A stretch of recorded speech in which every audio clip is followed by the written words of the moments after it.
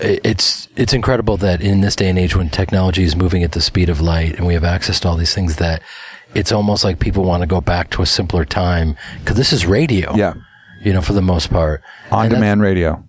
That's it. I mean, if you would have told me 5 years ago that this world would be blowing up, I wouldn't have believed it. So it's great. I love it. There needs to be that kind of counterbalance, though, right? Like everything gets so crazy, and then the simpler shit, like sitting around the campfire with your friends, like chilling. Because people just want to communicate, right? And that's where the magic is. I remember I was at Burning Man for the first time, and that's just fucking lights and fire and drugs and naked women and chaos.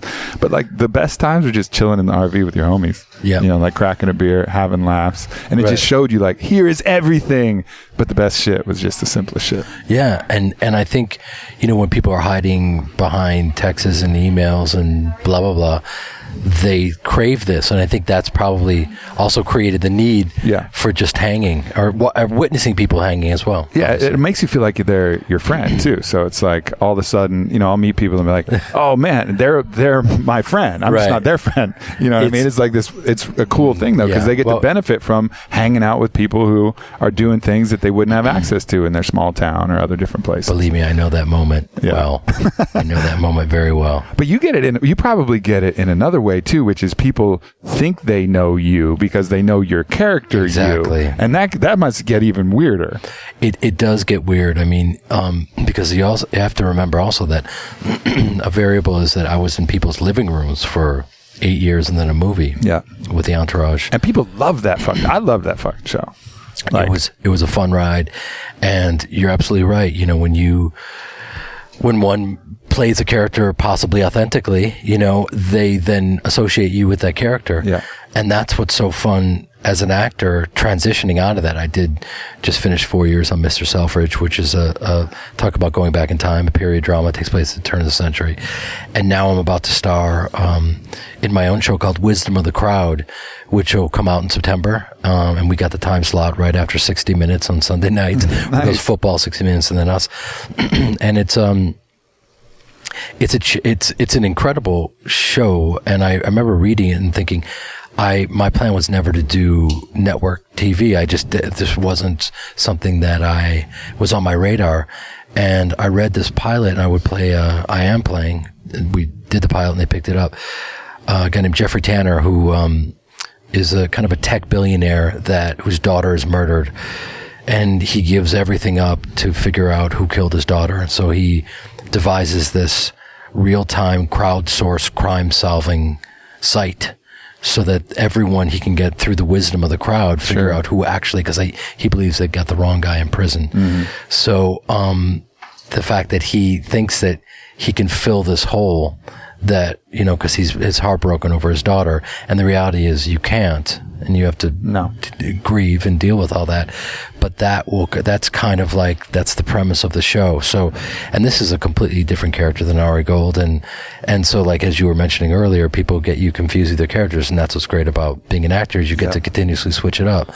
And this guy is a human being. He's emotionally accessible and heartbroken, and so that, it'll already I can tell just we had to go and meet all of the buyers, and just seeing how people react to me after this character is different. Yeah. People aren't screaming at me and smacking me on the back, and, so the Ari Gold thing was an incredible ride, and I loved it. But it was a performance. Sure. And so when people meet me, they want to know, am I stoned? What's wrong with me? Why am I so calm? Yeah, they want that, right? They probably want me to be out of my mind and screaming. And and it happens on a smaller scale. I mean, for you, it's magnified, right? But I remember back, there was a phase where I was partying a lot, and I would go out, and there was like a party persona. It was me amped up, drinking, probably on some kind of drugs at that point. Right. And I was like putting out just massive amounts of energy at that given point. And the people who weren't my closest friends, they would know me as that guy. So then they would see me out, and I was just chilling, just relaxing, just having a beer. They're like, "Hey, what's wrong? What's wrong with you?" Well, like, nothing's fucking wrong with me. You just don't know me. It's an easy leap of faith, though, because you were willingly letting people know that you, not a fictional character, were into partying. Yeah. So I kind of, no disrespect, but I kind of understand why they would be confused. No, I hear you. I'm playing a fictional character, and people are screaming Ari at me. It's twisted.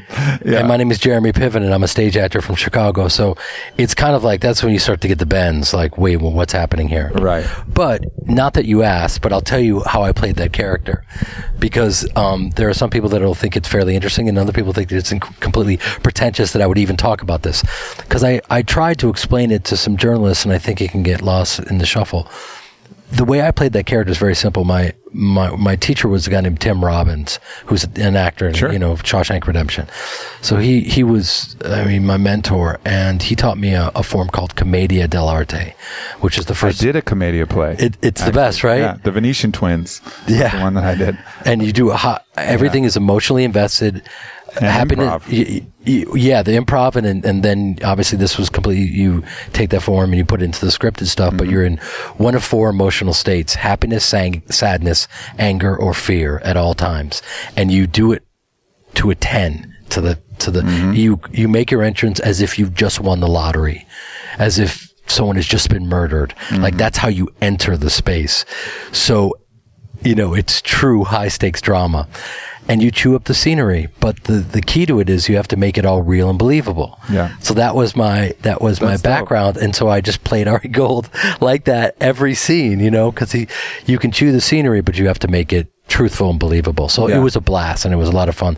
And so when people meet me, they think that who I am is a character, and who that was, it was the real me. Well, it's a sign that you did your job well. Thank you. I appreciate that. Yeah, for sure. It still doesn't make me feel any better when someone's calling me a douchebag and smacking me on the back of the head while I'm trying to use the urinal. That Commedia dell'arte threw me. I was in only a couple plays. I just did it in college. But it's fun though, right? Yeah, this director in from Italy. And that was basically it. It was take your character to the extreme. I played Bargello, who was like the captain of the guards. Only had like a couple pots.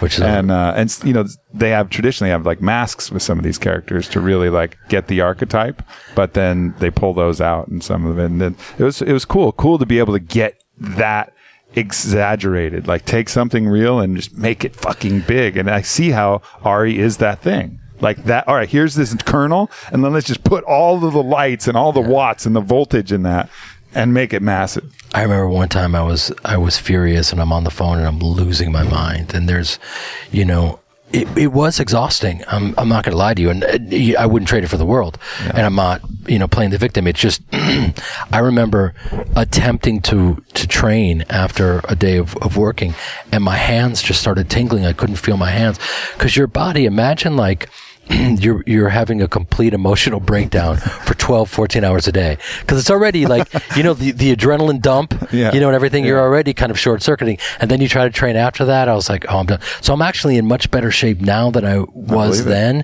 because I can actually train, whereas then it was just a disaster. You mentioned you train with Rashad Evans. Do you still play around and do any mixed martial arts? Or it's funny. I'm like Brian Callen. I'm totally delusional. I'm at 1,000% delusional. And I am in awe of what these guys do, because, it's so easy to sit back and yell at the TV and watch these guys in a cage. And the reality is they have to be so well versed in every one of those forms. Yep. I mean, it's just insane. And the sport is passing everyone by at the speed of light. So, when I even do peek my head in and train with these guys, I do my own thing all the time, and then I'll go and have fun with these guys, and the level that they work on is just absolutely insane. And so I have a lot of respect for them, and the level they have to, the level they have to push themselves, and the sacrifices they have to make are really incredible and intense. So yeah, it's one of those sports that we all can't stop watching, and just, training a bit with them and having the insight into what it feels like, you respect them even more. And you're a keen observer of human emotion, obviously, to be a master at your craft as you are. Do you see certain things in the mindsets of fighters where you say, uh-oh, watch out for that, or, oh, that guy, it looks like he's in the right flow? Well, I mean, I'm not going to tell you anything you don't know. When you look at, for instance, Conor McGregor, when he's doing his billionaire walk, I mean, everything he does is for a reason. He's so completely loose, and he snaps his punches. If you're tight, you can be sparring and have the greatest speed in the world and doing your thing with your boys, and then when they're in that cage and you're tight, you're going to be the worst version of yourself. Yeah. And McGregor's so loose that he may take that hit to counter you and knock you out in 13 seconds because he's that loose. But I'm such a geek about this stuff. I remember hearing his coaches say that he was like that from the jump. So I don't think that was just a gift and he didn't work for it. I think that he somehow, a combination of intrinsically knew that and also worked towards that and observed his body and realized, God, I just want to be the best version of myself. And if I'm totally present and loose, I'll be the best version of myself. Now, you have to do 10,000 hours and grind and crush it along with that.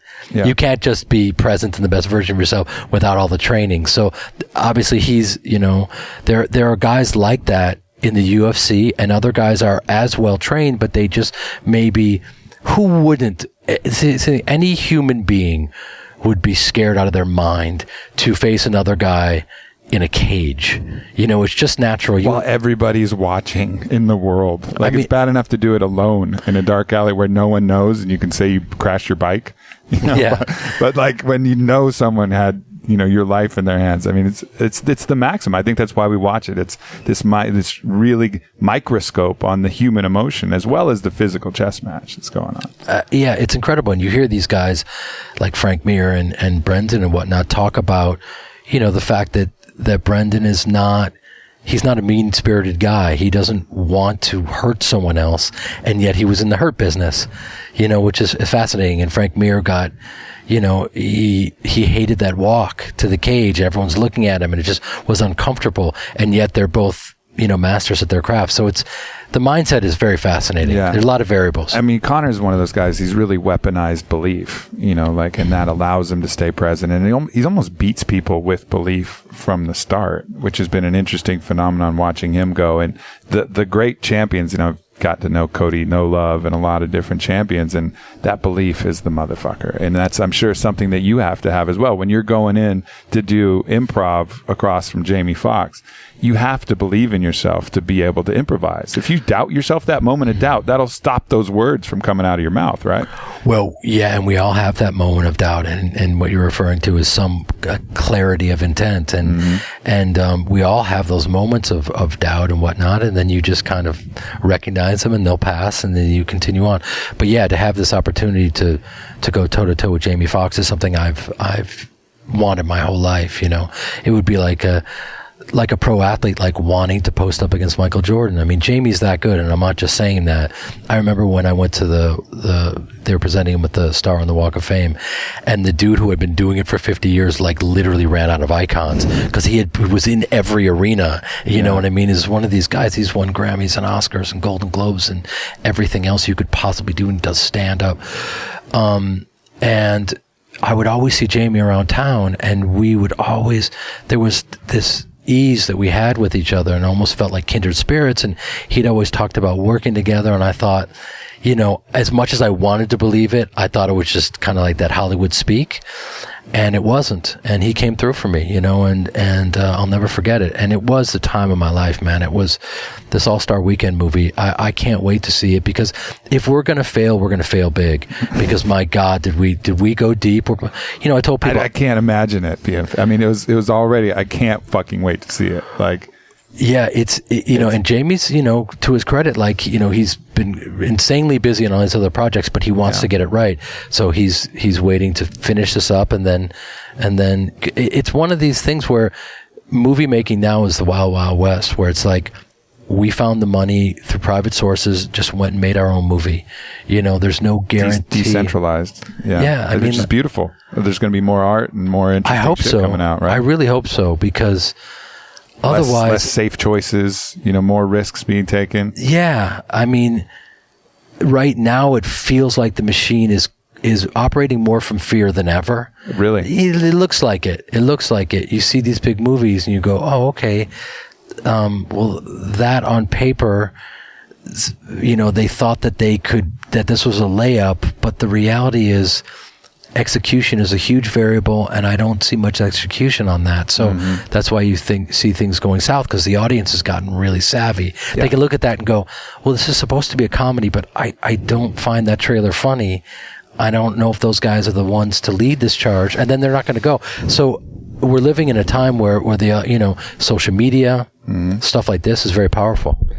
I think it's also a time of authenticity. People crave the real shit. I was talking with Jamie about, when you get it right, when you pull truth from somewhere and you portray that and it feels real. I think you've seen that in some of the difference between like the good Marvel movies and the ones that are just shit. Like I watched an old X-Men, not that old, it's like X-Men Apocalypse. Yeah. And after watching Logan, I was like, all right, Logan was there was some shit there. Like there's some real shit that like touched places that felt authentic. And then I watch X-Men Apocalypse and I'm like, come on, guys, that was only 2 years ago. And it was just this whole different paradigm. And no offense to anybody involved in any of those projects, but there's something else that people are craving, and it's this realness. Yeah, they either connect with it or they don't, and it's instantaneous, and that's what's happening. And so but I love that personally, because I want to earn it. I don't want it to be given anything. Like this last round for me, I did a pilot, and CBS makes 20 pilots and they pick up 6, so I got a 30% chance. My boy Brian did a pilot, and it didn't get picked up, and he's the hardest working man in show business, and I can't wait to pull him into my show, because he's so funny. You never know what the variable is going to be, but here we are, and I wanted to go through those rites of passage. You're never too old to keep proving yourself. I still go on auditions and have guys looking at me like we're waiting to audition, and they're like, oh fuck. They're like, bro, what are you doing here? Seriously, what are you doing here? I'm like, I got to audition. And they just go, this is what I have to look forward to? Being an old fuck like this dude, still fucking auditioning. Do you miss the theater at all? I mean, because that feedback from the crowd and the whole getting up, it felt like game day. When we had 200, 300 people, whatever, going to see our plays, but it felt exactly like when I had. It's more than I had. When we had like a couple thousand watching basketball games, it felt like the same shit. Like you're getting up, even though it's not a physical performance, it's something else. Completely. I do miss it. I'm starting Wisdom of the Crowd, starts airing in September, and if they pick us up, that's like a 9 or a 10 month grind, and then I got to figure out when I fit a play in, because I do miss it. I do miss that feeling of like sharing the same space, breathing the same air, living or dying, and like failing in a moment, losing them, but being able to get it back. Yeah, there is, that is, it satisfies that need for competition. That's definitely there. And so I miss it. It's real. In that Commedia play where I was Bargello, I had my sword fell off at some point. I had like a wardrobe thing. And to this day, I beat myself up about my reaction to it, because I never mentally rehearsed that thing. And that instant, doubt in my mind where, I wasn't, obviously, this wasn't my thing. I wasn't trained, but I'll still look at it and I'll shudder like, oh, I could have handled that so much better. It's crazy that but the reality is, had you stuck with it, it'd been like anything else, that would have made you stronger. That would have made me better. And then the next time something happened, you would have handled it even better. And that's those things, not to get too kumbaya on you, but those moments are gifts to make you better at it. I mean, I've had everything go wrong that could possibly go wrong.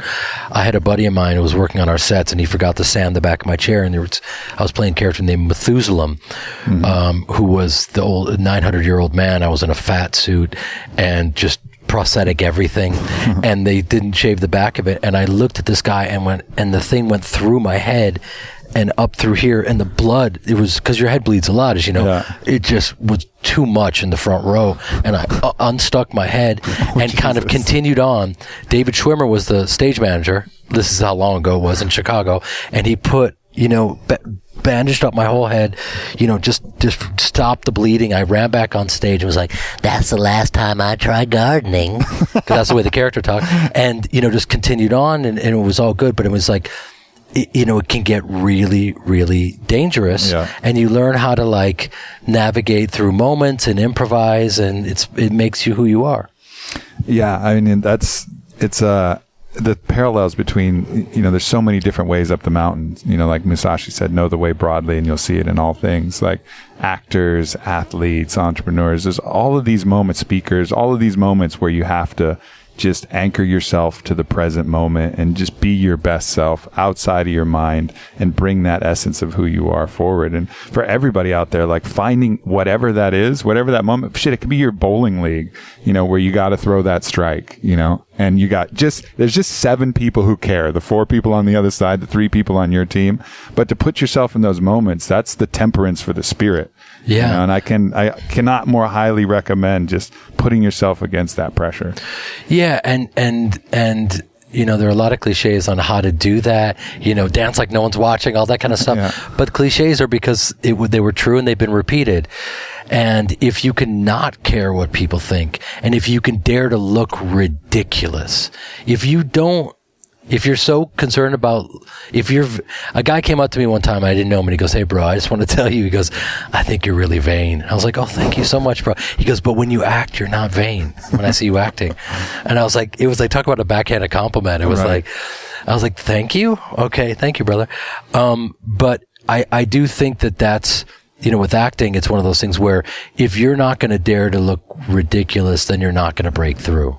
Yeah. And it's the same, you know, the same thing with life. And like you were just saying, whatever that is, like if you can experiment with just kind of getting out of your own head, I do think there is, I don't want to talk about meditation too much because you shouldn't do that, but I do think we all have so much energy. And if you don't take 15, 20 minutes in the morning just to kind of breathe, and go inward, like the difference between doing it and not doing it is pretty great. I highly suggest it to everyone. No doubt. Yeah, that's a drum that I'm beating.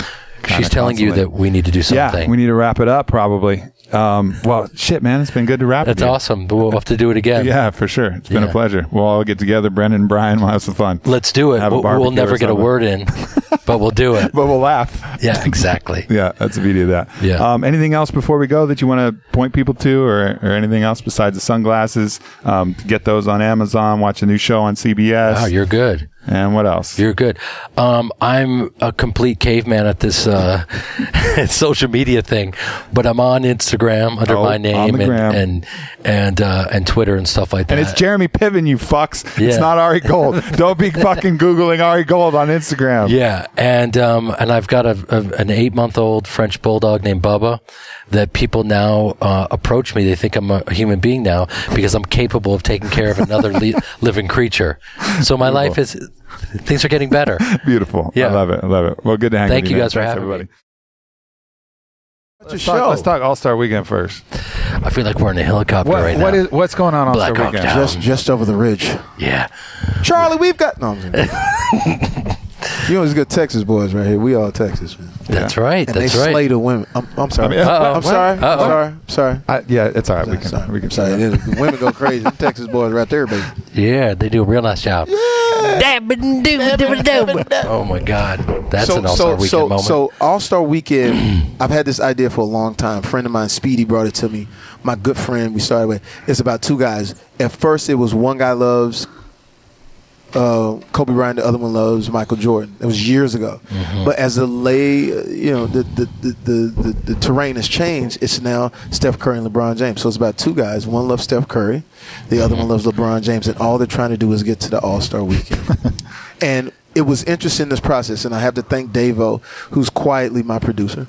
Mm-hmm. I told everybody in Hollywood to fuck off, because this guy right here is better than all of them.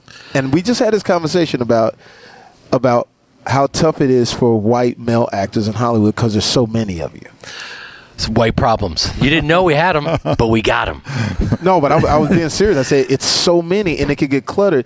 And everybody was coming to me with all these choices. And I said, listen, the one thing I do know is this guy right here, in between the words action and cut, is top 3, 2, 1 at any given time at his craft. And he hovers at that at every performance. And you could talk to any Robert Downey Jr., who spoke very highly of you on the set. Those people, and you know Robert, those people do not issue out compliments at all. But when they see him coming, they know it's going to be a battle. You know what's fascinating about what Jamie's saying? First of all, the actors love nothing more than being celebrated. So I'm going to be rewinding everything Jamie just said on an endless loop as I go to sleep. And then Jamie said this. But here's the deal. If it wasn't for Jon Favreau, Downey wouldn't have been in Iron Man. I just met with the Marvel guys and they all confirmed that, and they had his back as well.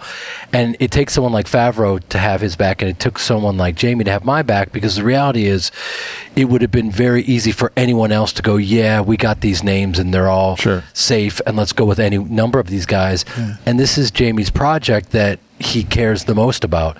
So he knew he had to get it right. But it also took a leap of faith, because the reality is with this project, it's something I've dreamt about my whole life, because Jamie's one of these crazy triple threat, beyond a triple threat. I don't even know what, all the threats, any threat that you could ever pose. That's what he is. He's like the mixed martial arts of artists. Literally, true. And because at any moment during this movie, you had to improvise at the speed of light and keep up with Jamie, but then also keep the drama there. So, there are guys that can do any one of these things, but no one could do all of them like Jamie. So to be able to go to work with this guy was just, every day you never knew what was going to happen. Did you get butterflies, or were you just... it was more, I was just excited, because it was just, you were just thrown into the belly of the beast every day. I knew I was in good hands.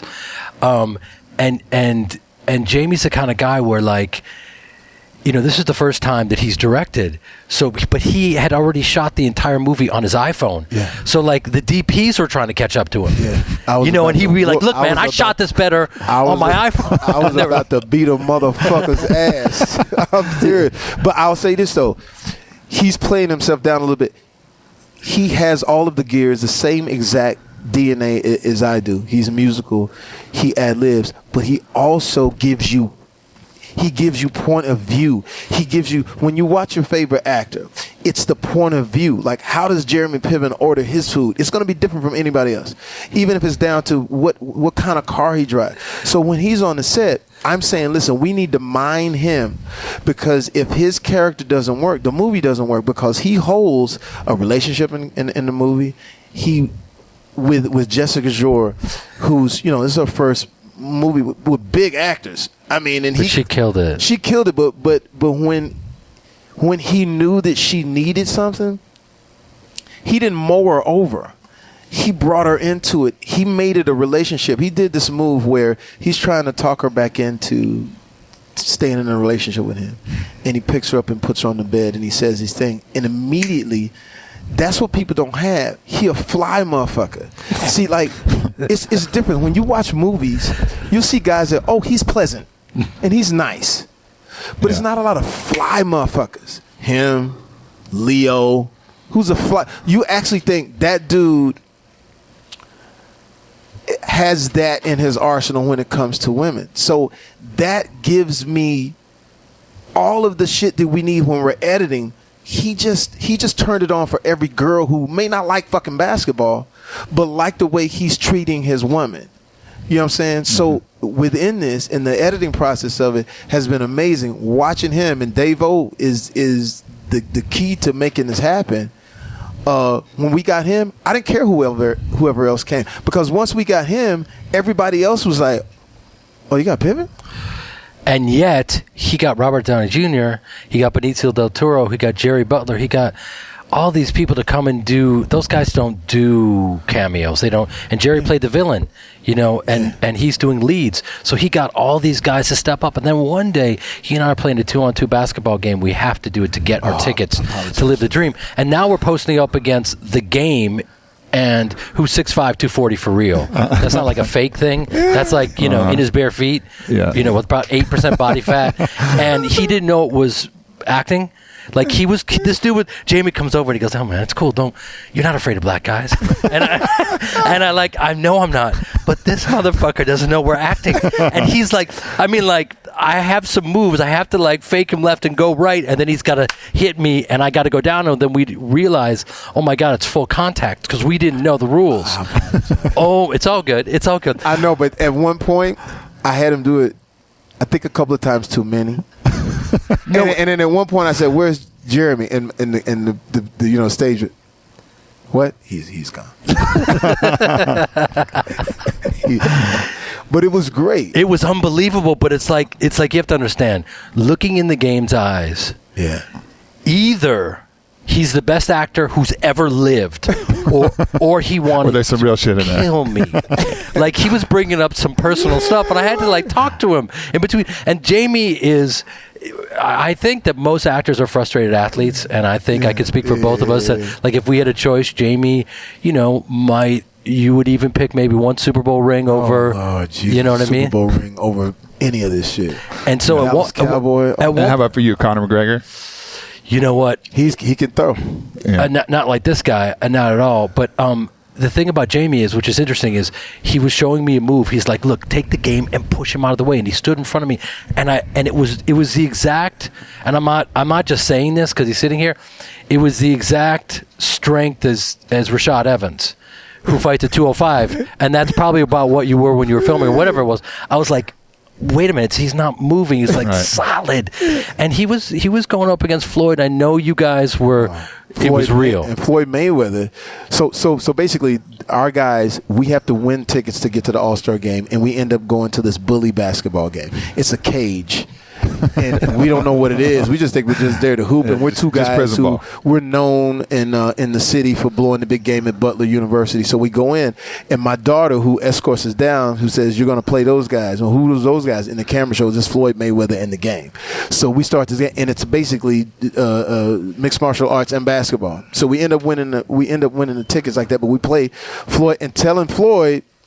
I said, "Floyd, you got to hit me. I got you. I do this all the time. I know." I said, "That's the problem. I don't want you to. Just get confused for a split second. I'm professional. I know how to do it. I'm gonna pull the punch." When that motherfucker hit me, I was like, "Hey, man, you can feel the dynamite in this fight." So when you see that on camera, it's real. We end up winning the tickets, and then just to give you the layout, we win the tickets, but we work at this towing company called Reap What You Tow. So as we're token these things, we're like, what are we going to do? We're just going to stay here in Indiana and not go to the fucking, we don't have, he's like, we don't have any money. We can't get there. I said, listen, this is what we're going to do. We're going to drive. What are you going to do? We're going to drive. He said, even if we get there, where are we going to stay? Oh, we got a place to stay. And when you're paying back, you know those half a houses that they tow? We're actually towing half a house. So I said, this is what we're going to do. Yeah. We're going to tow this fucking half a house to L.A., park this bitch, stay in it, go to the game. Wait, Jamie, before you tell him the whole movie, let me just tell you what Jamie would literally do. He took me into his office, and he's doing what he's doing right now, and he takes out this music, and he starts scoring himself, pitching the movie, and everyone's just sitting there like, and this is what he did with every department. It's crazy. You're just sitting there going, I see the whole thing. But there were times when it was like, it was on the page, but not fully because it's in his head. And I'm thinking, I love him, and I literally think he can do anything, and yet I'm like, I don't know if we can do that. Yeah. I don't know if we can do that on that schedule with that money. 18 days. Sure enough, 18 days to do a huge comedy. That's sure enough, we're on set with Robert Downey, and it's everything he said is happening, and I'm like, I don't get it. It's crazy. Did you pick up some tips from Quentin? Was he one of the people listen, man, I've sat over the shoulder of some of the greatest directors in the world, as he has, and I'm used to tyrants. I'm used to guys who really get everything out of you, you know, and everything out of the crew. And when I don't mean tyrant like in the sense of meanness, but just he knows what. So I took that same mentality because I knew we had a short amount of time. But man, I don't have to worry about if I got the camera, I just lock it off. That's the great thing about having Jeremy Piven. I lock the camera on. Some of the cameramen, I say nicely, I said, if you move this fucking camera, I'll break your fucking neck. Just let it play. And he gives you everything that you need. See, but Jamie is pretending to come off like he was a tyrant on set, and the reality is, I have to say this, like. He wasn't. He somehow managed to not be reactive when anyone else probably would have been. Well, the strongest person is the most gentle, right? I mean, Brendan Schaub, and that's like even a dragon. I went to my tattoo artist. He's like, I never tattoo a dragon with his mouth open. It's a fucking dragon. Who's it snarling at? Right. Who's that fucking dragon snarling out? Right. What's making the dragon go roar? Yeah. Nothing. But there was one moment when I saw the dragon. But it's still the fucking dragon. Let's not get it twisted. What was that? DJ somebody. Oh yeah. I mean, yeah. We spoke about it. Yeah, we spoke about it, and what it was the difference was I was explaining because DJ Khaled is in the movie, and he's so busy doing his thing, you know. Yeah. But we only had a few hours of daylight to shoot this thing, so he was a little, you know, he was busy building his empire, and so right. But he understood once he got he's from there. a different arena. Yeah, and Jamie's worked in every arena, but in this particular arena, we got to grind for many hours. So when he got there, we had a great understanding. Listen to Jamie made him under. I was like, when Jamie flips, I mean, you got to put him up against the wall and choke him for him to flip. But when he flips, it's ugly. It's like a fighter. They all have that switch where at a certain point you just stand back. But what was great about it, DJ Khaled showed up, man, and gave us everything. He killed. So it's really dope. Yeah. And now, you know, just to finish up, he does more than one character in it. The movie, once it gets going and everything that happens, his performance, man, anchors the film. The thing between you and the girl, the thing when you play the other characters, and we all play different characters, is just dope. So All-Star Weekend in post-production. I will say this. Can I talk a little bit about one of the characters you play, or no? Or does it not even... No, just say this. There's going to be a hashtag, who in the fuck is Jimmy Tuckett? Okay. I look forward to that. We can leave it at that. Because what Jamie does is he goes into an area which is really dangerous to do. Yeah. And if he doesn't pull it off, we're done. Yeah. We're done. Yeah. He plays a white racist cop, and it's like, you either pull this off. He's the most racist white cop I've ever seen. Yeah. And he stayed in character the whole time, and people are visiting, and it was like, it was very surreal, man. It was really surreal. It was crazy. I can't wait to see this fucking movie. And you guys are working together on sunglasses. You guys are doing a bunch of stuff together. So this partnership is just extending beyond just the screen now. Yeah, check these out. I mean, here's the thing about these shit, at the same time? People can't handle that. What? People can't handle it at the same time? Jamie's going to be doing his Ray. Listen, the reality is they're really well-made polarized glasses. When I wear them, people are like, wow, where'd you get those? And they're affordable, which is so crazy. I kept thinking someone had to do this before because it's such a real and simple idea. Make high-grade glasses accessible to everyone. So that's just all we're doing. It doesn't crush your life when you lose them or smash them. $30. Yeah. Come on. $30. And they look, I mean, like if you go up on Jeremy's Instagram, when he posts, it looks like he's stepping off the biggest Hollywood movie in the world, and it's fly, and that's what we want to do. We want people won't be able to access this life we lead. That it's a different world. And I've noticed that when you are too excessive, and when you're too excessive with things other than the gold Bugatti that I drive, it's you know what? Yeah, is that a midlife crisis mobile? What is that, Jamie? It's Gotti and gold. It looks like a Magnum condom. It looks like a Magnum condom. So I'm just driving safe. I'm driving safe. Safety first. Safe. But Jamie, what about? Do you want to tell the story how this all started? You grabbed the pair. I told them. Oh, you told them already. We talked about it a little bit. But the fact that you've done it makes it cool because, like I said, people knowing your persona, and it's great to have a person where you know not only his persona on the movies, but it translates in his everyday life. Listen, I'm sorry to interrupt you, buddy, really quickly. I did this little test where I put some Tom Fords on, and I put all the glasses that I love that I look good on, and they're $300 to $500 sunglasses, and I threw those on, and this particular pair just like beat everything out, which is crazy. Yeah. So the proof is in how they look and how they make you feel. I've got a big bucket head. I'm a Jewish Eastern European bucket head motherfucker. So, I need big wide glasses. Otherwise it's not going to go well for me. So I found a pair. So we made it for the Jews. Yeah, for the Jews. And in this world where people are aware like how much things should cost, this idea that you're going to pay $500, $600, $700 for something that costs $12, that's starting to collapse. And I think companies like this are coming out, whether it's mattresses or sunglasses or something else, disrupting the market and saying, hey, you can get the same shit. It's going to protect your eyes. You're going to look cool. And you don't have to spend a fortune on it. And just kind of, take down those old systems. Yeah, because no one really wants to throw away that much money. They just become creatures of habit. So once you switch up their reference for it, didn't you still wince when you buy like some Louis? You go like, how much was it? $1,800.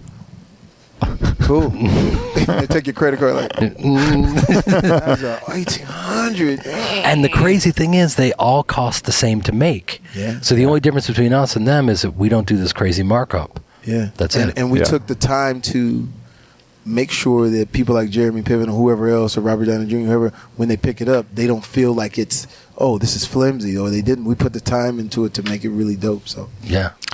Beautiful. Well, glad to see you guys working together in Sure. multiple ways. It's gonna Yes, be dope. we're going to have to come back and circle around after the movie comes out and do a little bit of a recap. Hell yeah. A little Q&A with Texas, yeah. baby. San Antonio, Austin, Graham, Graham. Texas, baby. Terrell, Texas, baby. Getting shout outs.